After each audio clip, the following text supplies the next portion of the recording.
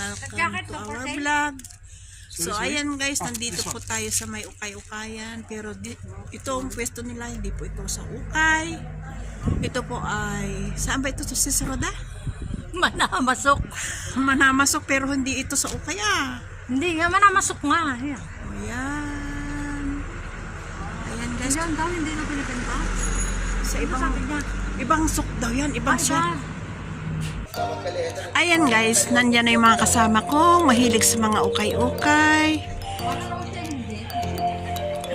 Nakikipasok na rin ako at ako'y titingin rin, malay nyo, baka may mga, yung kukunin nila ay 3 BD, so yung free na isa, ay sa akin na lang nila ibibigay. Hello! Hello followers! Please subscribe this channel. O, diba yung mga ukay-ukay nila? O, 3 pieces 1 BD. Yung isang piraso, ibigay nyo na lang sa akin. Hindi naman yung mas mahal. Uy, Ito man yung ikot. Ito. walang patawad? Uy, pero maganda ito, oh. Uy, maganda siya, guy. Yeah.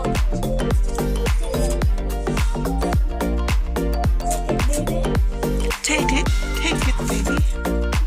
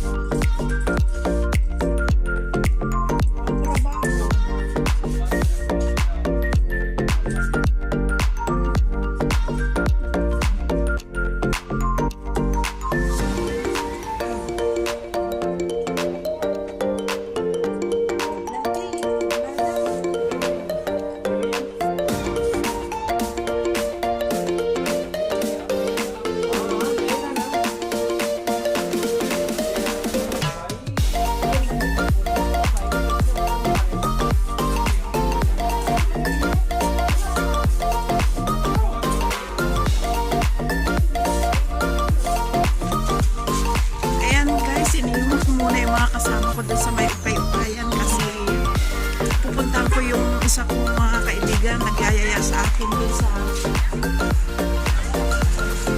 meron daw silang sinulog festival dito sa Great Heart sa church. So puntahan ko muna sila sa Great. See you guys in my vlog. Ayan, maraming mga ukay-ukay pero hindi ko may concentrate ang mamili kasi maraming nagyayaya sa akin. So wait lang guys, pupuntahan ko muna doon si Mary Ann Inok, ating kaibigan matagal na dito sa Barrio. Vlogger din po siya. Puntahan natin.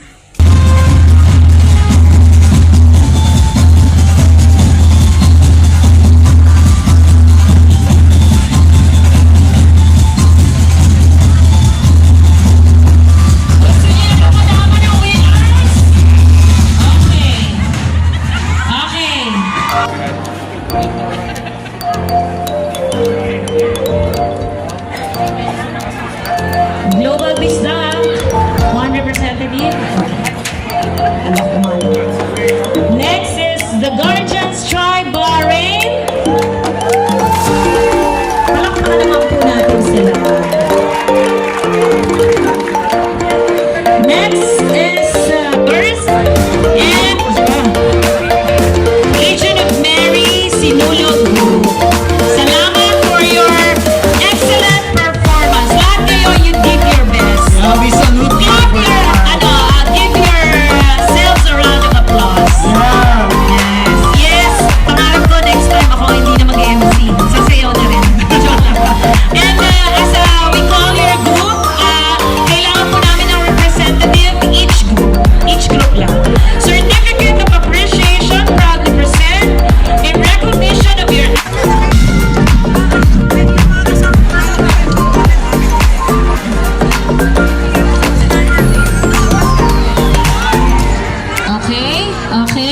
Okay.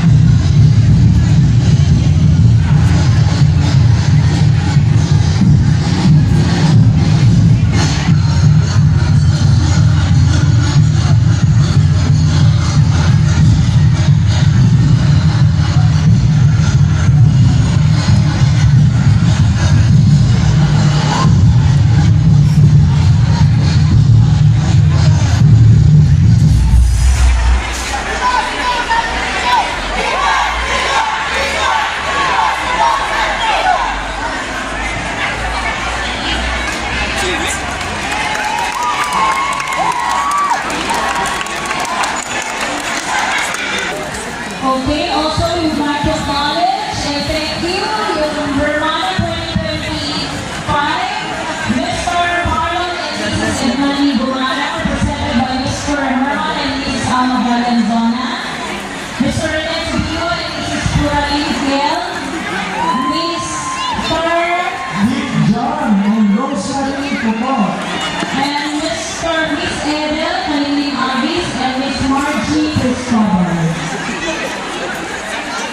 Also, yung mga pala sa iwanan po natin, pinapasalamat po natin si Mr. Remy and Mrs. Janet Say, si Miss Susan Mosley, Mrs. Arlene Mosley, at si Miss Kelly David.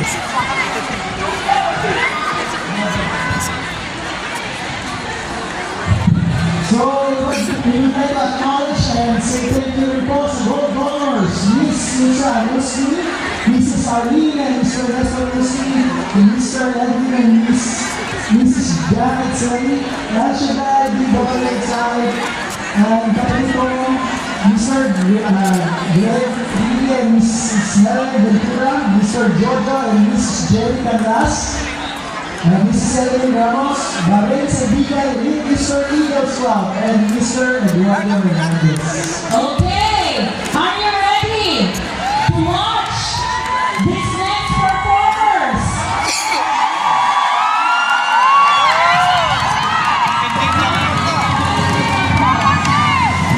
Okay, a few background.